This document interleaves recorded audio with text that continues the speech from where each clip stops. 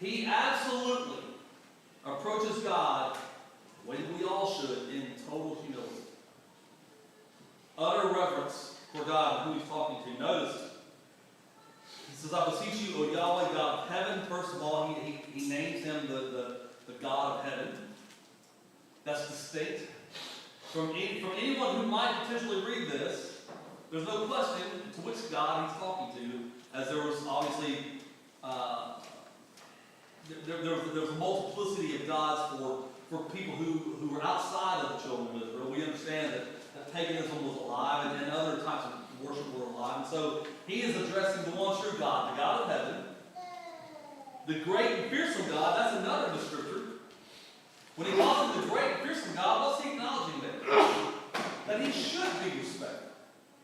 That he should be revered. That he's not giving him lip service. He's not simply coming before God and saying, oh, great God. But he is truly describing the reason why God should be revered. He's fearsome. He's great. Then he goes on and he says, who keeps the covenant and loving kindness for those who love him and keep his commandments. Two separate things there, but they're connected. First of all, he says, you're the God that keeps the covenant. What's the covenant? His authority by the law. His authority by the law. We know that God keeps his promises. He says, you keep your covenant. If the children of Israel are in captivity right now, and Jerusalem is destroyed, what was it that God promised Abraham? Land, nation, and sea. Okay. So even in this particular situation, Nehemiah is acknowledging that you're the God that keeps your promises. We know that in this situation we're in right now is going to pass. And that's going to give him a glimmer of hope. But he says, you're the God that keeps your covenant, and you show loving kindness for those who love him and keep his commandments. So even while they're in captivity, Nehemiah acknowledges that he is a loving God. That they're in this situation for a reason. What is the reason that they're in this situation? Okay, they departed from God. God is teaching them something. This is one of those classic situations where humble yourself and God will humble you. Right now, the children of Israel are being humbled. He is teaching them and reminding them who's really in charge. And so Nehemiah acknowledges, I know you're going to bring us out of this. That we're here, and it's our fault. And we're learning our lessons still, and you're going to bring us out of this. But nonetheless, he's still grieved. He's still upset. He says, let your ear now be attentive and your eyes open to hear the prayer of your slave, which I am praying before you today, day and night, on behalf of the sons of Israel, your slaves, confessing the sins of the sons of Israel which have sinned against you, and I and my father's house have sinned. So, verse 6, he continues in his prayer, and he is praying for the whole nation. He's praying for people that maybe haven't prayed. But he's saying, we've sinned. He's confessing wrongdoing. And then he goes on to confess his own house, me and my father's house. Ms. Carmen? Well, the grief that he bore, he not only wept, but my version says that he really mourned. Yeah. That's a deeper level of emotional grief. Yeah. Again, I think sometimes these are words and we read them, and because we're reading it, we're processing, and we're looking for meaning and so on, but really understand that what he's doing there, he is grieving.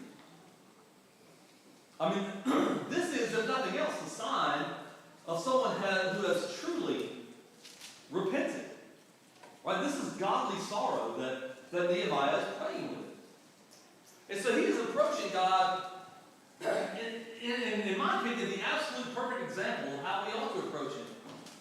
In reverence and humility and complete vulnerability and openness. He's not telling God something God doesn't already know.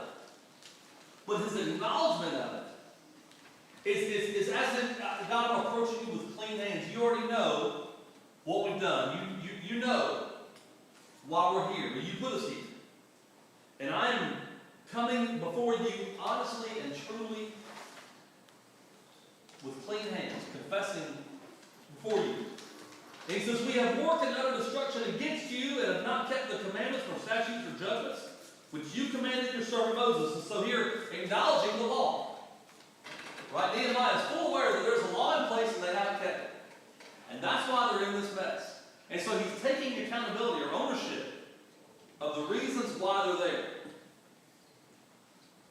But then in verse 8, he says, remember the word which you commanded your servant Moses, saying that if you are unfaithful, I will scatter you among the peoples. But if you return to me, keep my commandments, and do them, though those of you who have been banished were at the ends of the sky, I will gather them from there and bring them to the place where I have chosen for you, and my name to dwell. And so, right away, after acknowledging God in reverence, after confessing his sin and the sin of all the people, he reminds God of the promise that he made Moses. Do you think God needs to be reminded? Well, no. But Nehemiah reminds him. Because maybe I think Nehemiah needs to hear it. Sometimes we pray for things because we need to hear it. There's something powerful about saying your prayers out loud, isn't there? You know, just as he's confessing the sins of his house and all the others. There's something powerful about saying something out loud.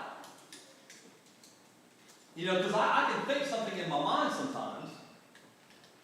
And that's fine and good. I mean, it's not that God can't read my mind too, but it's the fact that when you say it, it puts flesh on it. Now, once I've said something, you can't really take it back. It's out there. And so as he's saying this, I think in part it's because he needs to hear it. He's not putting God to the test here. He's just stating what God said. Ms. Carmen? Prayer, you know, we teach the 3 and younger that God talks to us through his word, but we talk to God through our prayers. Yes. So I think it's very critical what you're saying, Keith. You're asking us to really think deeper in terms of how we pray. Well, I mean, he gives us a perfect example of that.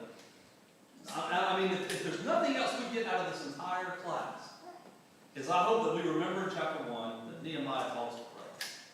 And is this so unlike Jesus' prayer? You know, when Jesus gave them the model prayer in the New Testament? How does that prayer go?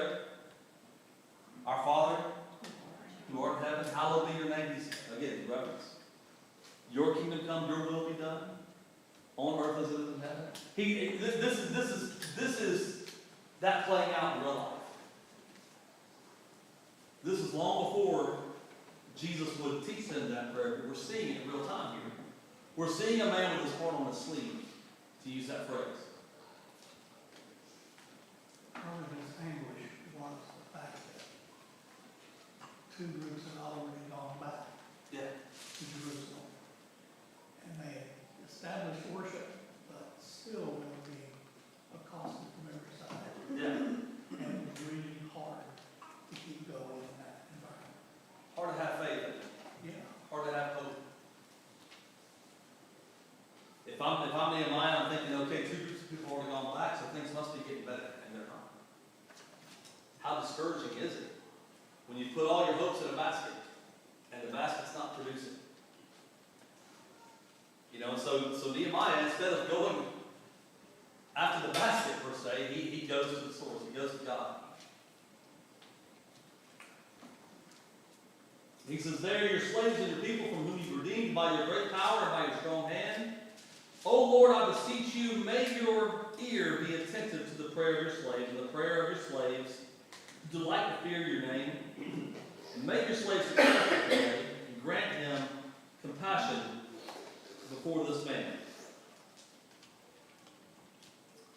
So he ends the prayer, again, just closing it out in humility, asking that his prayer be heard. I think there's also a lesson to be learned in that he's asking for God to hear his prayer. I don't think it's wrong necessarily to assume that God hears our prayers. But I like the fact that Nehemiah is asking to be heard. That he's acknowledging that God is the God of the universe. But what he's actually acknowledging is that he is small. God is big and we're little. And so in this prayer, as he's closing it out, he's begging God to hear me. Hear me. Hear what I'm saying. Hear what I'm asking for. You know, and ultimately what he's asking is the need of his heart. That he would be heard, and that the covenant is still in place, and that the promises God made are still in effect. They're still happening. And he ends this by saying, now I'll come bear the king. That brings us to chapter 2, and so I want to read these 20 verses, and then we're going to go back and make some points and ask some questions. So read with me in chapter 2. Now it happened in the month of Nisan, in the 20th year of the king Artaxerxes, that the wine was before him, and I took the wine and gave it to the king. Now I had not been sad in his presence. So the king said to me, why is your face sad, though you are not sick? This is nothing but sadness of the heart. Then I was very much afraid. And I said to the king, let the king live forever. Why should my face not be sad when the city, the place of my father's tombs, lie waste, and its gates have been consumed by fire? And the king said to me, what would you request? So I prayed to the God of heaven, and I said to the king, if it is good for the king, and if your servant is good before you, send me to Judah, to the city of my father's tombs, that I may rebuild it. And the king said to me, with the queen sitting beside him, how long will your enemy be, and when will you return? So it was good to the king to send me, and I gave him a set time. And I said to the king, if it is good to the king, let letters be given for me, for the governors of the provinces beyond the river, that they will allow me to pass through till I come to Judah. And a letter to Asa, the keeper of the king's forest, that he may give me the timber to make beams for the gates of the fortress which is by the house of God, for the wall of the city, and for the house in which I will go. And the king granted it to me because of the good hand of my God is on me. And then I came to the governors of the provinces beyond the river and gave them the king's letters. And now the king had sent me with commanders of the military force and horsemen. Then Sanballat, the Horonite, and Tobiah, the Ammonite, the official, heard about it. And it was a very great evil to them that someone had come to seek the good of the sons of Israel. So I came to Jerusalem and was there 3 days. And I arose at night, and a few men with me, and I did not tell anyone what my God was putting into my heart to do for Jerusalem. And there was no animal with me except the animal on which I was riding. So I went out by night to the valley gate in the direction of the dragon spring to the dung gate, inspecting the walls of Jerusalem. And they were broken down, and its gates were consumed by fire. Then I passed on to the spring gate, the king's pool, but there was no place for my animal to pass. So I went up at night by the ravine and inspected the wall. And then I turned and entered the valley gate and turned around. Now the officials did not know where I had gone or what I was doing, nor had I as yet told the Jews or priests or nobles or the officials or the rest of who was doing the work. And then I said to them, you see the calamity we're in. Jerusalem lies waste, and its gates are burned by fire. Come, let us rebuild the wall of Jerusalem so that we will no longer be a reproach. And I told them how the hand of my God has been very good to me, and also about the king's words that he had said to me. And then they said, let us arise and build. So they strengthened their hands for the good work. But Sanballat, the Horonite, Tobiah the Ammonite, official of Geshem and the Arab heard it. The official of Geshem, the Arab heard it. And they mocked us for despising us and said, what is this thing you're doing? Are you rebelling against the king? So I responded to them with the word that he had said to them, the God of heaven will give us success. Therefore, we, his slaves, will arise and build, but you have no portion, right, or remembrance in Jerusalem. Okay, long reading on that. But that gets us up to speed here. So after Nehemiah's great prayer to God, I think the first thing that we can acknowledge before we move on is that he didn't just pray, but he acted. I think sometimes we pray and we expect something to happen. But Nehemiah gets to work.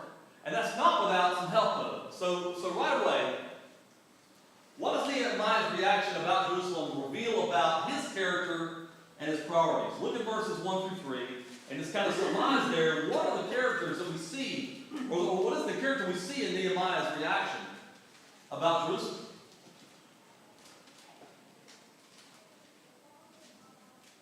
It's constantly on his mind. Okay. It's in his face. He hadn't said a word to the king, but there's clearly something going on with him. The king can see it. Now that tells you also something about the relationship between the king and Nehemiah. They obviously were close. Because if you and I are close, and something's bothering me, I might not say a word about it, but you know. Because you know me. You can see it in my face. You're like, hey, what's wrong? And we see this time and time again. We see this first in the garden. Well, not the garden, but we see it in Genesis. When Cain has killed Abel, what does God ask Cain? Why is your face fallen? Why is your countenance fallen? We see it in the New Testament. When Jesus set his face towards Jerusalem, he didn't say a word, but in that particular chapter, the disciples are looking at Jesus and they can tell something's wrong. They can tell his face has changed. His personality in that moment was showing something. And so I think that's important to note that Nehemiah's reaction, he doesn't say a word to the king, but the king notices it. So it's clearly on his mind, it's on his heart. This goes along with what Ms. Carmen was saying about him grieving. He's truly grieving what's going on, and you can't hide that. And if there's no other lesson for us in that, it's that when we come here, this is the place we can grieve together.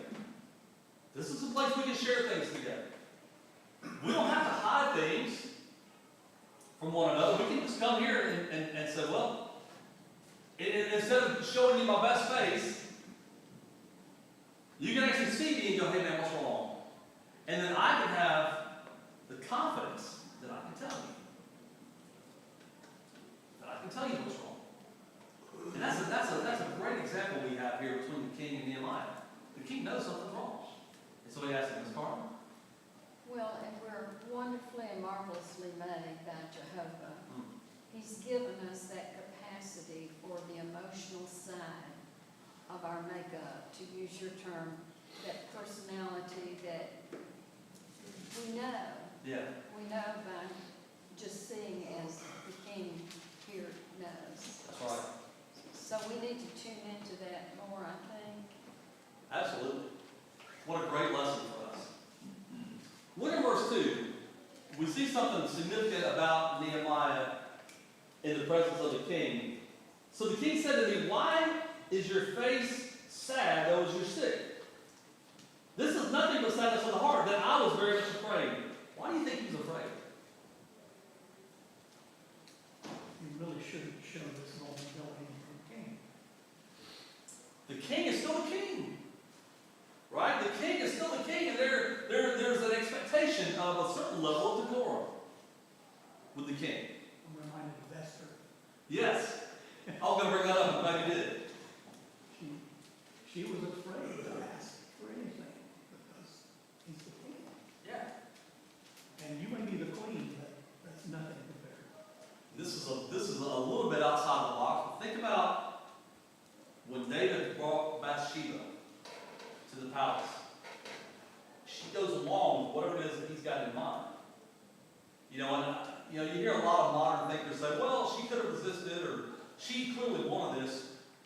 And he's the king. And there's a certain level of decorum expected when you're in the presence of the king. And so we see that here in Nehemiah. Right? It says that he was very much afraid. And so how did he respond? Saying, I said to the king, let the king live forever. And so before he tells him what's wrong with him, he first praises the king. Right? He gives honor where honor's due. Right? Jesus tells us to give Caesar what is Caesar's. And so the first thing that Nehemiah does, before he tells him what's wrong with him, before he tells him why he's sad, he says, listen, long live the king. But why should my face not be sad when my home lies in waste? And so, again, what a great reminder of how this is really about leadership, isn't it? Nehemiah is giving us an excellent example in what it means to lead. You know, he still shows up to do his job, right? He's got every reason in his mind at that time to stay home and just kind of wallow in it. But he prays, he gets up, he goes to work, and because he has this great relationship with his boss, the king, I mean, that's an understatement, but the king knows something's wrong. And so when the king asks him, he doesn't just unload on him. The first thing he says is, long live the king. But yeah, I'm upset. My home is in shambles. And so how does the king respond? Well, notice what motivates Nehemiah to ask the king for permission. Look at verse 5. I said to the king, if it is good for the king, and if your servant is good to you, send me to Judah, to the city of my father's tombs, that I may rebuild it. His motivation there is still to give honor to the king. But he wants to go home to rebuild what's been broken. And the king has already essentially given him permission. If you look at verse 4, it says, what would you request?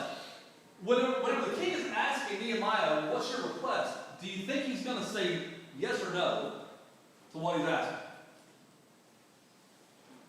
Well, normally that question precedes the affirmative. Yeah, what do you need?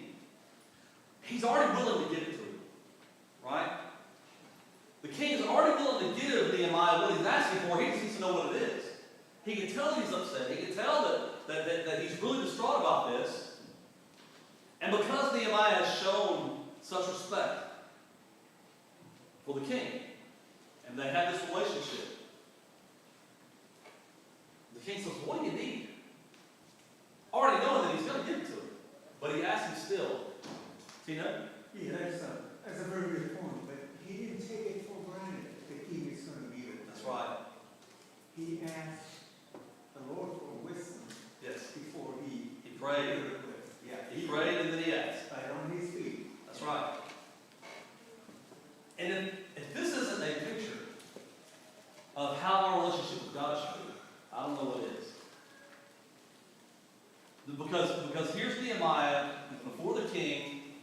The king knows something's wrong. He asks him what he can do. And Nehemiah tells him, and the king is already willing to do it. He's already willing to give it. That's a uncommon relationship between king and subjects in a lot of other places that we read. But what a great example we have, Ms. Carmen. Well, and that tells us strongly, it sends a strong message to God's people that by that request of the prayer, God has had time to do marvelous things that only He can do, and that's to prepare the heart of the king. Yes. I mean, to me, that is extremely, extremely critical. Absolutely. He appeals to the king's potential respect for his ancestors' burial sites, right? That also says something about Nehemiah and how well he knows the king. And so it's great. This interaction between him and the king is second to none in showing us how we should go about conflict when we are in positions like this. Because again, he's the cupbearer. There's a certain level of trust between Artaxerxes and Nehemiah.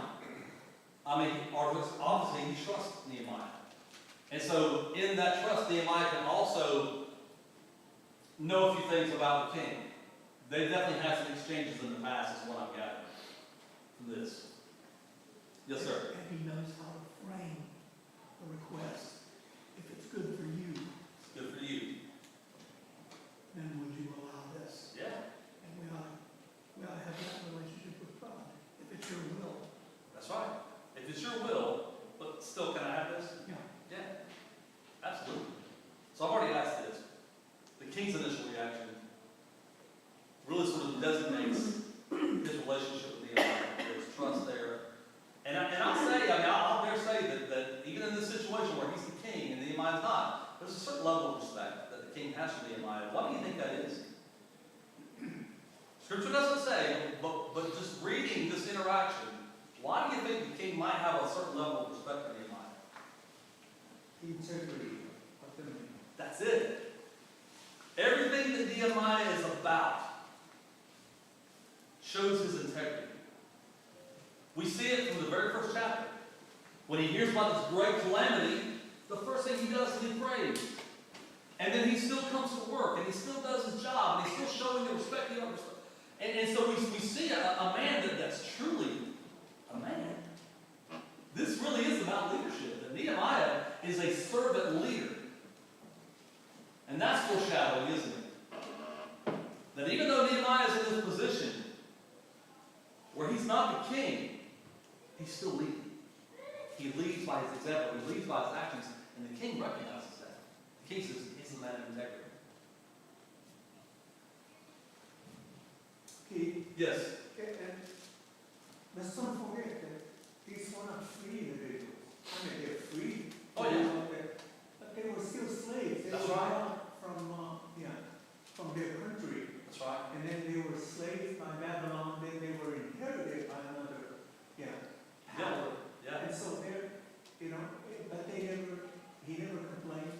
He could have complained and said, well, should I serve the king? I'm not king. And so forth. I mean, He made the best of a bad he situation. made the best, and then his integrity was such that the king had confidence in him. Absolutely. I think back to the previous, and I'm not going to get political, y'all know how I am about politics, but I think back to the previous term, the previous leader that we had. Though I would imagine not very many of us cared for him in a respectable way, he was still in a position of power. And one of the things that I heard all the time, well, he's not my president, but he is. Whether you like him or not, he is, or he was. Your president, I can say the same thing about the current president. There's a lot of people that don't like him. He's not my president. Yes, he is. He is your president. And that comes with a certain amount of respect for the office, even if you don't really care for the man. There's a respect that you have to have for the office. Whether your guy's in the role or not. Whether who you would have picked is in the role or not, he was picked. And God allows these things to happen for God's reasons. Again, they're in Babylon. God let his people go into captivity to teach them something. And so there are lessons we learn, and we have to be people of integrity in those situations. And Nehemiah gives us an excellent example of what that looks like. So why do you think King Artaxerxes was willing to grant Nehemiah's request? I mean, he's the cupbearer. That's kind of an important role. I mean, who's going to do his job while he's gone? Well, I'm sure he's got a backup, but still. Nehemiah is the guy. Why do you think the king is willing to grant his request? Look at verses 6 to 8. The king said to me, the queen said beside him, how long will your journey be? When will you return? So it was good to the king to send me, and I gave him a set time. And I said to the king, if it's good to the king, let letters be given for me, for the governors of the provinces beyond the river, that they may allow me to pass through until I come to Judah, and the letter of Asa, the keeper of the king's forest, that he may give me timber. And he goes on. Why do you think the king is willing and motivated to let Nehemiah go do this? Well, Nehemiah gave him details. Right? He didn't say, well, how long will you be gone? I don't know. Nehemiah had thought this out. Right? Again, this is leadership. Nehemiah has prepared for these questions. He's already got an answer in mind. Great movie of the 90s. And I don't recommend it because there's a lot of language in it. But there's a movie with Kevin Costner called The Untouchables. And it was set back in the time of the gangsters and the FBI and the mafia and all this stuff. And there's a whole story there that's historic if nothing else. But there's a scene where Kevin Costner has to go. And this is kind of the clutch moment of the movie where, you know, the mob boss is going to be captured, the FBI is going to be there, and there's going to be a confrontation, and Sean Connery's character asks, he asked Kevin Costner's character, should this arise, and should this come to guns and blast? He says, what are you prepared to do? And I love that question. And I've used it in my life from the time that I saw it. What are you prepared to do? What does that imply? That you've already given some thought to your answer. Think about your life. Think about, so let's bring it current. Suppose you've got to have a conversation with somebody that you're not looking forward to have. Do you go through that conversation in your mind? Do you go through the things that you might say? Do you prepare your answers? Do you do a little research, maybe? Whatever it is, the point is that we prepare. We don't just like knee-jerk give answers. We think about it. We meditate on it. We make a plan of sorts to kind of follow to keep us on track.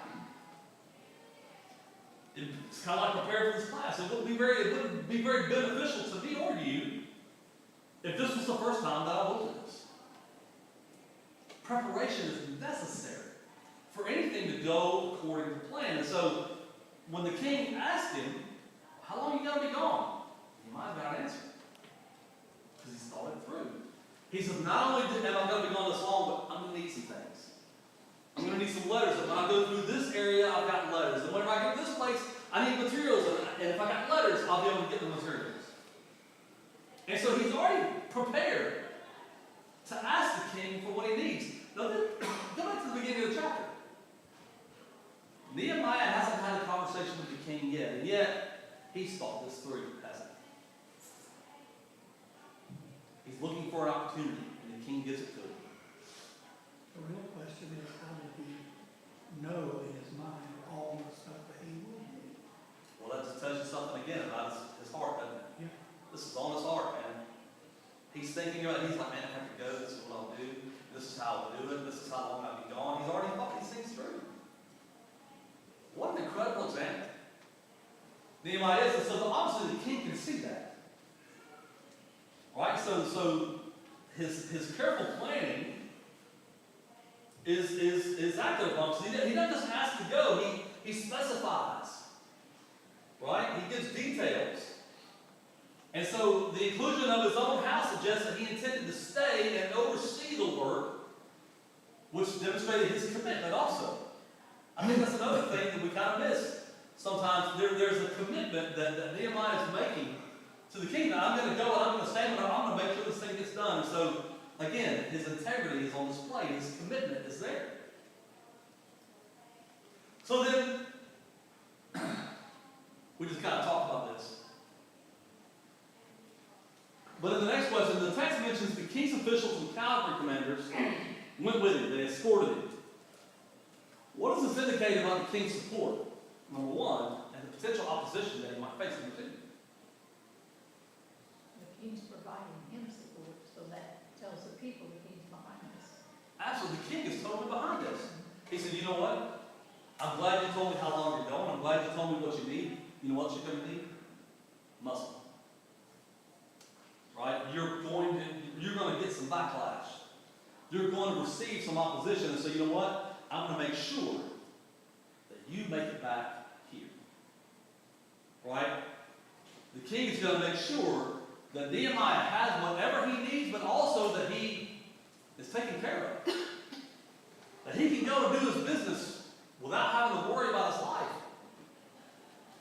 And so he recognizes, that he's providing this military escort. Right? That signifies something else too, doesn't it? To those that Nehemiah is going to give the letters to, the king is behind this. Right? This signifies the king's authority and his willingness for Nehemiah to go on his journey. And this would have served as a clear message to any adversaries that, hey, this is a work of the king. This isn't some guy on some suicide mission. This is the guy that's being sent by the king. Look at the muscle on display. Look at what he's doing. And so the need for such an escort hints at the possibility of resistance. Right? And so Nehemiah knows, and the king knows, that this mission isn't without risk. So he gets to Jerusalem, and he conducts a secret night inspection of the walls. Why do you think he did that? Why do you think he went at night? Okay, nobody's around, George. So he can see, not take a guided tour to see what the actual, because That's I worked in exactly a right. warehouse a long time, and you had scheduled inspections, but then you had, sometimes you'd get a boss that knew what he was doing, and he'd just come down and look around. Yeah. The scheduled inspections did not look anything like when the boss just came and looked around. I'm going to show you what I want you to see. Yeah. Right? So he goes at night so he can see what he needs to see. Right? And so this is really cautious and really strategic on Nehemiah's part. Again, Nehemiah has a plan. Right? This is not just some willy-nilly thing that he's going on. The guy has thought this through. He wanted to assess the situation firsthand without, number one, alarming any of the current habits. But number two, any potential enemies. And so, conducting this at night allowed him to see the true extent of the damage. Great example, George. And so he's, again, because he's a planner, clearly, he's gathering information. He's going to see exactly, okay, when we get over here, we're going to do this. When we get over there, we're going to do this.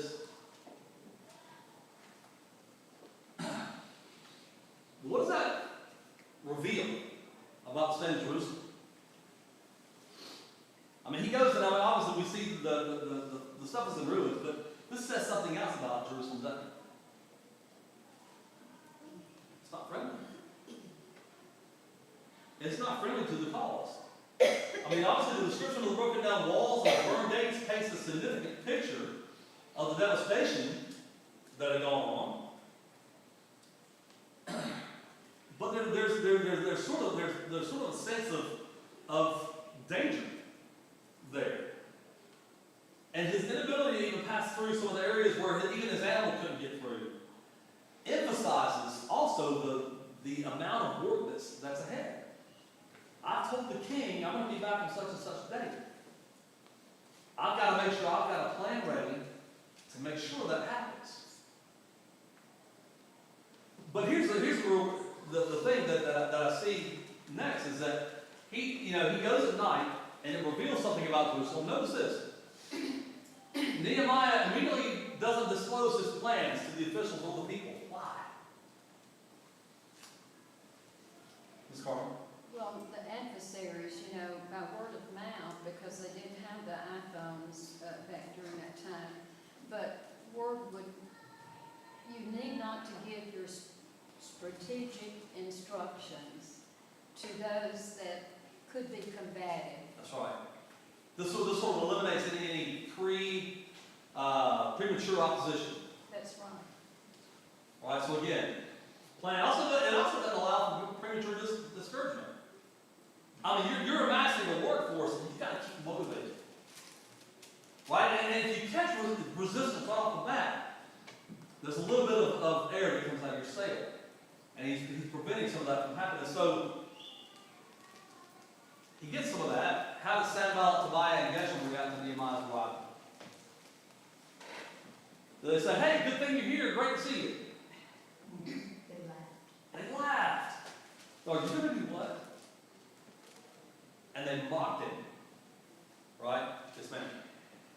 Well, my version says they despise Nehemiah. Okay, yes. If you look back at the history of Sanballat, he was, a Samaritan. And, the Jews, with that level of divisiveness that could be and probably was there, Yes. with the Bible using the word despise, Yes. he needs to be careful, be extra careful. That's right. So again, modern day application for us, as Christians, we will receive resistance for what it is that we're doing and what we're about. We'll be mocked, we'll be despised, we'll be all those things. Yes, ma'am. also, Keith, with the Horonite, I had to really run a reference on that because they were from the Moab line. And so they refused passage to Moses when they took that exodus from Egypt. So there can be generations of just bad blood. Okay, this is a new enemy. Right. It's a good point. I hadn't thought about that. So how does Nehemiah respond? Verse 20. What does he say? The God of heaven. God of heaven is going to see this get done. And so they're laughing and they're mocking and they're jeering and they're despising and all that stuff. Nehemiah doesn't retaliate with mocking, despising, and all that. You know, sometimes we love to go tit for tat, don't we? We love a little back and forth. Nehemiah's like, God of heaven is going to see this through. And that's it. Man, what a way to leave it. I think about Jesus when he's on trial. Right? And Pilate says to him, do you not hear what they're saying? Are you not going to respond? And what did Jesus do? Jesus said nothing. And it says that Pilate marveled at his silence. Man, that's a lesson for us there, isn't it? Sometimes you don't have to say anything. God of heaven's going to see this through, and that's all I got to say. It's a good one. I'm running out of time. What's the significance of Nehemiah's statement about the God of heaven? Similar to what Joshua and Caleb said about the giants, they were, just a couple that had faith that God would deliver them. So it showed his faith. That's right. And so we see Nehemiah's reliance on prayer, his strategic planning, we see this leadership come together. Last question, I got 45 seconds. What parallels can be drawn then between the challenges Nehemiah faced and the obstacles we might encounter in our own lives? What can we learn just from this chapter alone about how Nehemiah deals with obstacles and challenges? Ask God first, rely on the Lord, and then work. That's it. Yeah, have a plan to work. Waiting on the Lord doesn't mean sitting on our hands. It means working till He comes. George? Identify who can help you. That's a great one. Find your people. There's a sermon in that, I'm sure. Thanks so much, y'all. Amen. Thanks so much. Read Nehemiah 3 for next week.